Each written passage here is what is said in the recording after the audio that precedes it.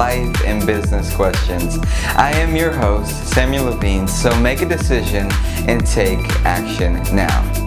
Well, welcome back. We're here with Zane Griggs, a personal trainer and weight loss coach, the author of The Low Carb Lifestyle and Weight Loss Made Simple. Here's the book for you guys to see. Welcome, man. It's so good to have you. Thank you. I appreciate having me. Yeah. So we're here today. We're going to be talking about a little bit about who Zane is and what he does.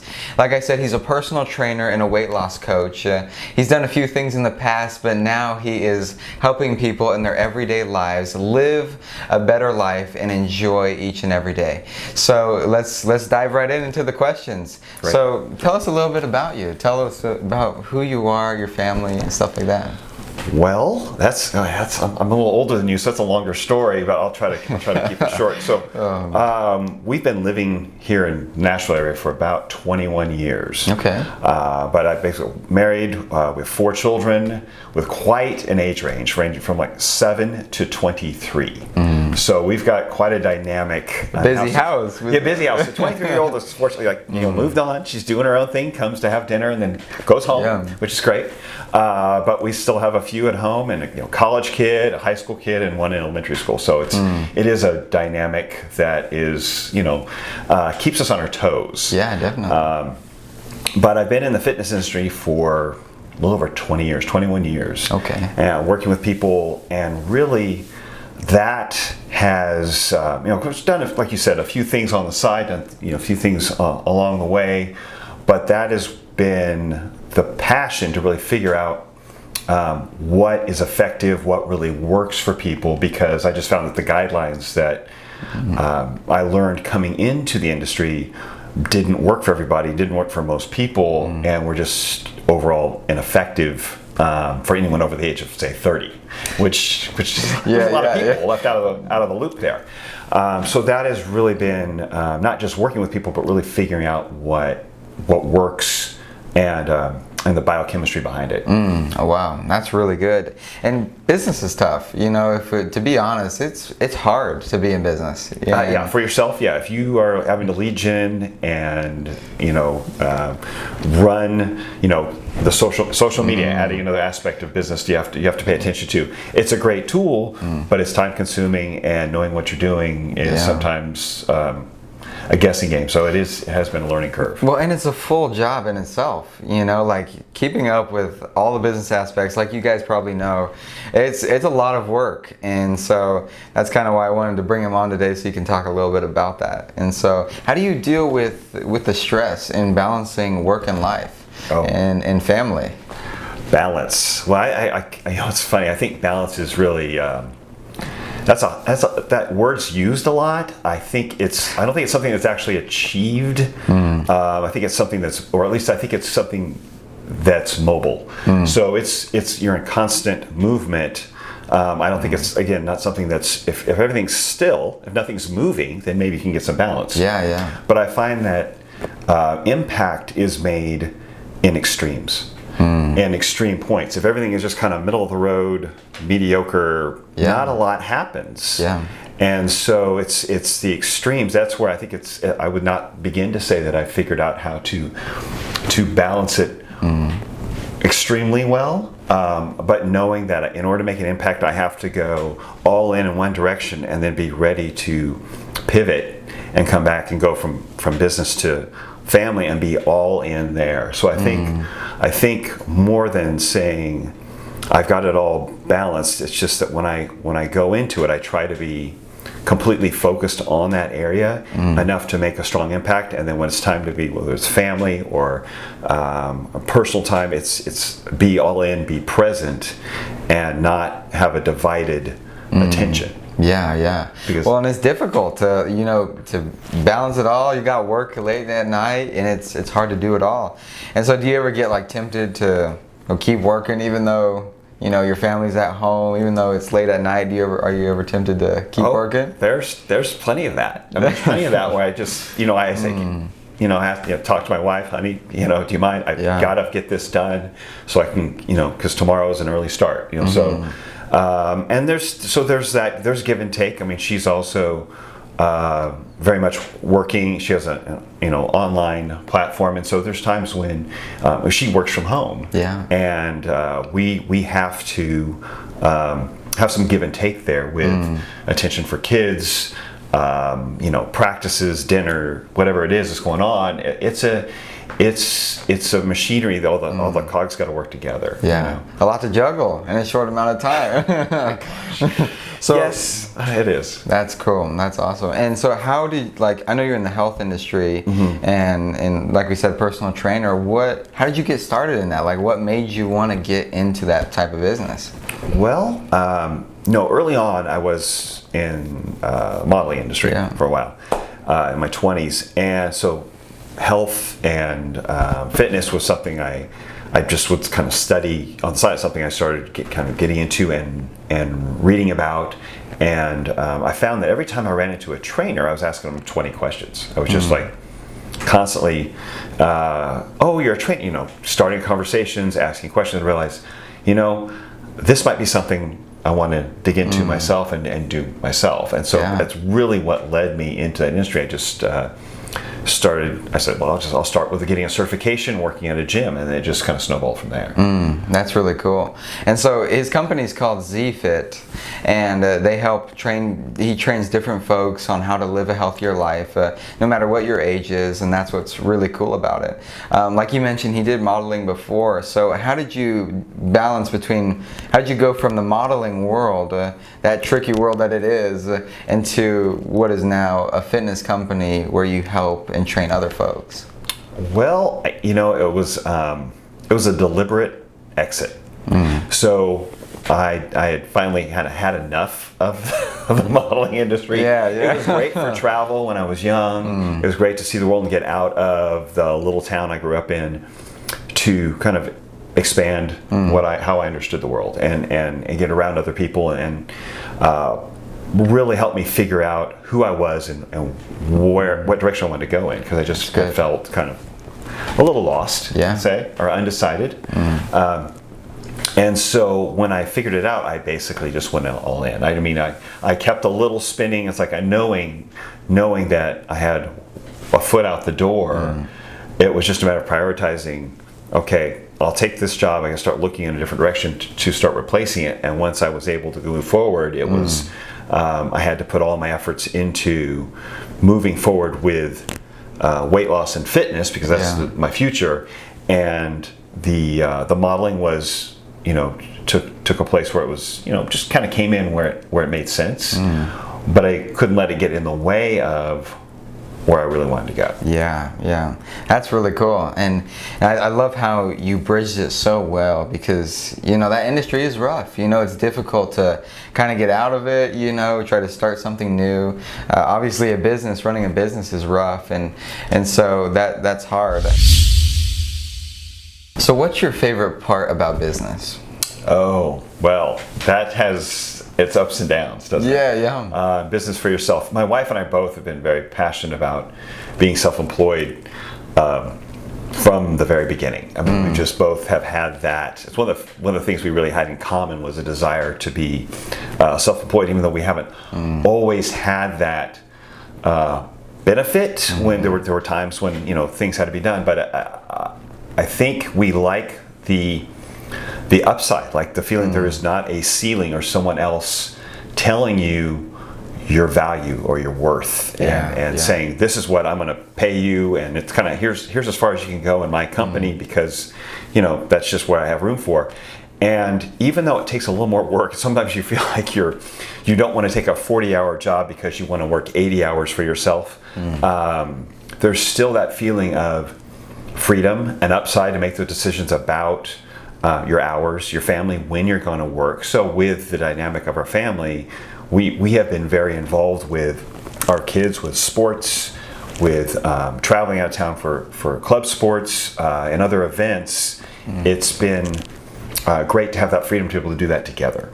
And so it gave us that kind of sense of time freedom, and then the upside of financial freedom, because at some point you get to the point where you can really leverage your skill beyond trading time for money. That's good. And I think that's really our desire, is to get to where we're taking what we know and what we can do, and we can actually pay ourselves what we feel we're worth, or what we can pull from the marketplace, and what our value is from the marketplace. Let the marketplace decide what we're worth. Like creating your own space. Let the marketplace decide what we're worth, and be able to leverage that, rather than have someone else leverage it and give us what they decide we are worth. And so I think that's always been our passion with whatever we were doing.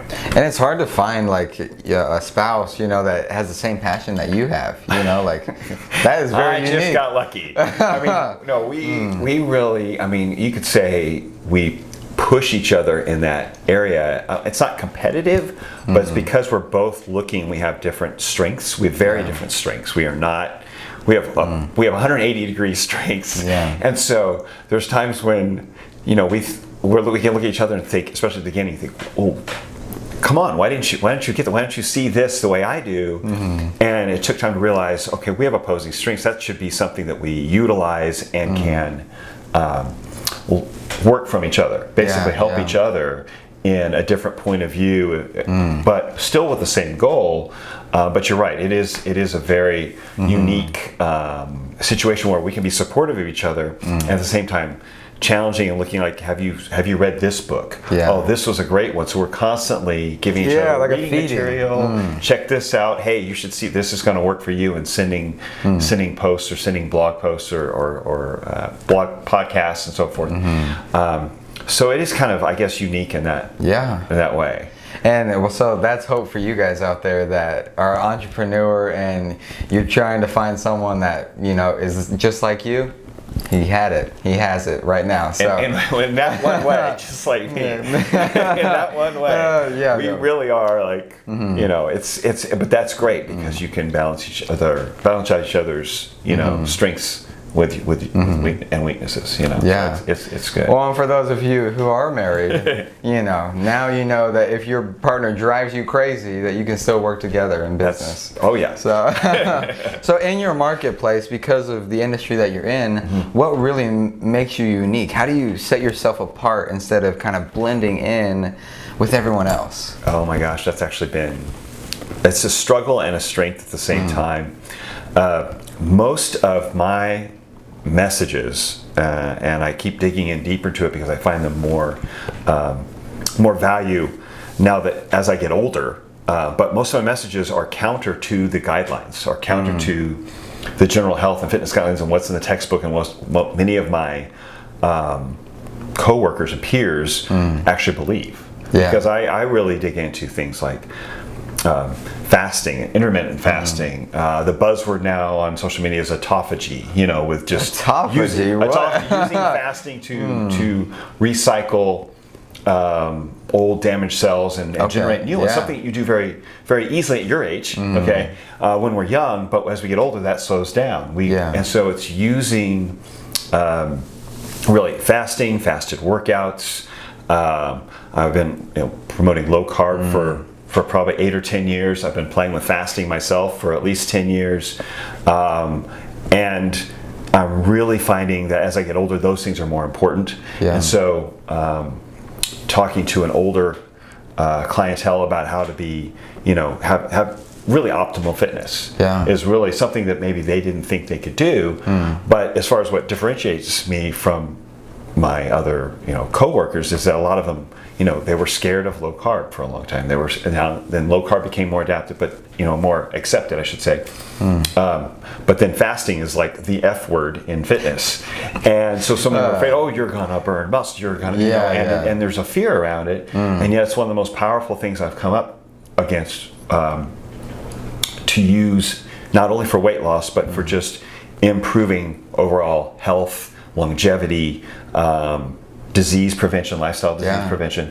It's the more I dig in, the more impressed I am with its effectiveness, and that I've doubled down on it because it's just so effective. And yet I get the the raised eyebrow from a lot of my coworkers. Yeah. Well, and it's kind of like a controversy, you know. It's like some people believe it and they're whole heart, you know, they're hardcore, and then some people are just like, I'm not doing that, you know, that stuff. And so on social media, I know for especially our viewers in business professionals in general, they have a struggle with social media. How to use social media, how to work it well. How do you keep the same message? How do you interact with different markets? You're working with the old market and the younger market at the same time. How do you kind of bridge that gap in social media? That's a tough. It's not easy. It's a hard question to answer, to be honest with you, because I always have to question myself and wonder, am I doing this correctly? What is changing? The algorithm changed. Why is this not getting the reach that it had 6 months ago? What has changed? I think with social media, you want to engage with whoever your audience is by speaking directly to them. So whoever I'm speaking to, and I think it's addressing this particular issue, I speak in a way that, like, call them out. If it's men over 40, then I say, hey, guys over 40, are you dealing with this? And just speak directly to them, addressing the issue that they're struggling with. And with questions. It's like asking questions, asking for engagement back.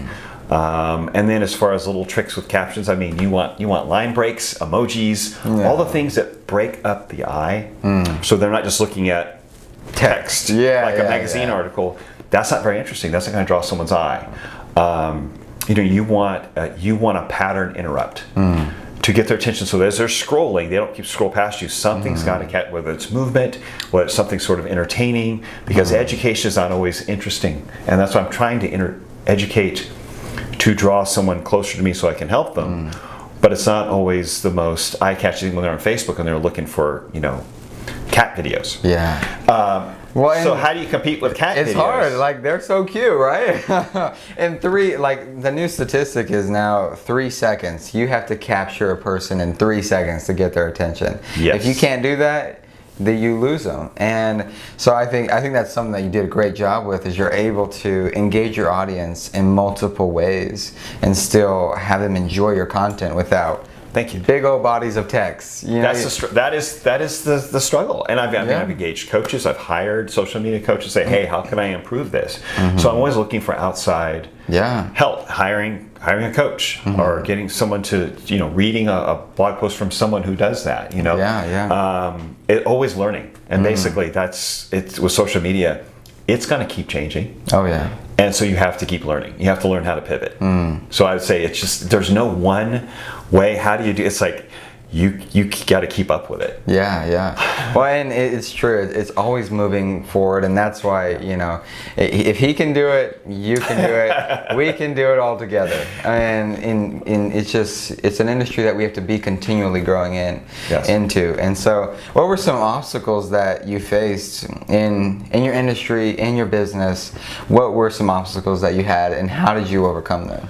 Wow. Well, a lot of them go back to the question you asked me about just a couple minutes ago, which was having my industry really second guessing, or really giving a raised eyebrow when I talk about, 10, 15 years ago, low carb, or fasting. It's like having the pushback from other industry leaders who are thought to be, and as they've earned their credentials. They have their degrees. They have a client base. They're not unsuccessful, but their opinion is different from mine. And so having that pushback, having that resistance, it can be a blessing and a curse. It can make you stand out, but at the same time, it can cause question marks. So that's a resistance factor.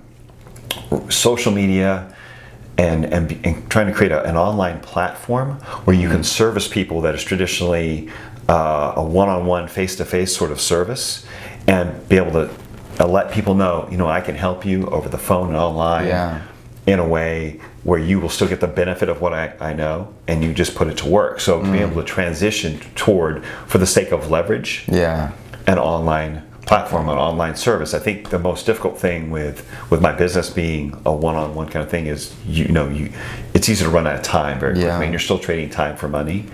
And to really get in a place where your business is scalable, you've got to, I'm thankful for the internet. It's a struggle. You've got to learn to adapt. But that is the only way that a service professional like myself, we can take something like knowledge about nutrition. So I have move it away from just being able to, show someone how to move a certain way. We can do that now with video. Send someone a video. It's right away. You get it like there. And then help them map out their diet, their nutrition. Well, that's information. And so information is something that's shared online. So that has been the big step. Is like, what is the most effective, competitive way to do that? To really help people where they don't feel like they're missing out because they don't have somebody standing in front of them. So creating enough value that is worth them investing in me, even though I'm not showing up at the door. So I think that is that's been pivotal. But at the same time, a learning curve. Well, and it's like as leaders, we have to be learners. If you're not learning, you're going to die, because leaders are learners, and that's how we grow. And so, just like he said, if you're not continually being immersed in your industry, if you're not learning new things, when you come against these obstacles, you're not going to have the information to be able to provide substantial answers for their questions. And so that's why I think it's key for you guys to be immersed in those things, in your industry, in what people are dealing with around you and near you. And so what would you say is, how do you work hard, be successful, and live a good life at the same time? Oh my goodness. I know, it's a lot. It's a lot in one question. You just overwhelmed me asking me that question. Do I do that? It is. No, it's like I said before, I don't think there's a balance. I don't know if you ever reach that nirvana state of where you're doing all those things wonderfully. I have a very patient wife. Hey, patient wife, happy life. Am I right? Well, it keeps it together. Who struggles, who has the same struggle, so she's sympathetic. Truly from experience. So I think it's like what you just said, constantly learning, working on all of those areas. So I'm not just reading about biochemistry. I'm not just learning how to better lead generate online or how to provide the service online, but there's other, like, communication. Learning how to communicate more effectively with my family, my wife, as well as my clients. And as I mentioned before, wherever you are, be present. And I think that's the only way. I don't think anybody expects someone to be 3 places at once. And it's expected, especially my kids know we're both self-employed. They've seen it. We are the crazy parents because we haven't had normal jobs in a while, and our schedules are funky, but yet it allows us to take road trips, pack everyone in the van, we're going across country, or we're, one's going one state for a soccer game, the other one's going another state for a volleyball game.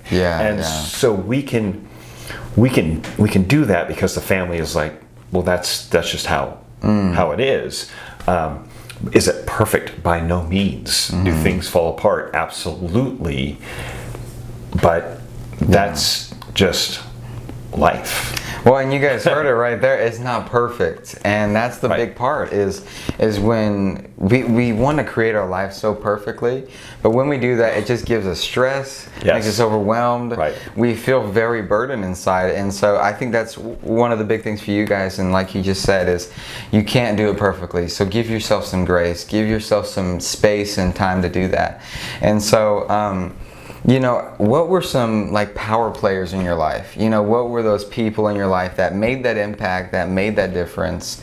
And who were those people? What did they do that really propelled you and helped you grow in life? Wow, that's quite a question. I wish I could say I had 1 or 2 people who were at that elevated place and said, hey, let me mentor you and come on up. And I didn't really have that. I honestly did not. I've had peers help me. I've hired coaches in the past. So for lack of having that mentor, I've hired a personal branding coach named Bob Heilig out of Philadelphia, who's amazing. I've hired social media coaches before. I have a doctor who I have a referral sort of business with. I mean, we refer clients to each other, but also have talked about lead generation, how using Facebook ads, biochemistry, and we just really come together and kind of help each other, challenge each other. But he's been a tremendous help for me. So I would say, and just I read podcasts, reading. I mean, there's just doctors who I had to dig in, because in my industry, a lot of what I spoke about and what I try to tell my clients and use to help them were not really just, they were kind of cutting edge. So there's like some docs out there who are doing this, some of these methods with low carb and fasting early on, but they were outliers as well. So it's really looking at the outliers in your industry or outliers in another industry, whether it's business or something parallel, and seeing what's working and trying to learn from them. It really takes digging, like you said, leaders and learners. You have to just keep learning. You have to be ready to pivot. But man, if you come across somebody that wants to, hey, come on up here, let me know, because I'm always looking to go the next level, as we all are. And I think that's how we find them. If you're looking to go the next level, and you're willing to learn and willing to pivot and make changes, it will show up. I mean, the idea will show up. You'll find somebody you can learn from, or 2 or 3 people you can learn from, and absorb that knowledge and apply it the way you need. Well, it's making those connections, like it's being at the right place at the right time, so that we can make those deep, right connections. And what I loved what you said is you didn't have anyone in your life, but you still read and you still learn. You had teaching. You put people around you that could help you in those areas. And so that's a bit of encouragement for you guys, that don't have those power players in your life. I still encourage you to get those power players, like we talked in a few episodes back. But even if you don't have them, always be open to learn and find resources, find acquaintances around you that could really wrap around you and be that support source. And so that's what I loved about that. That was really good. So what was like the best piece of advice you can give the viewers that would really help their lives? It's from your heart. What's something that you can give them that might touch them? From my heart,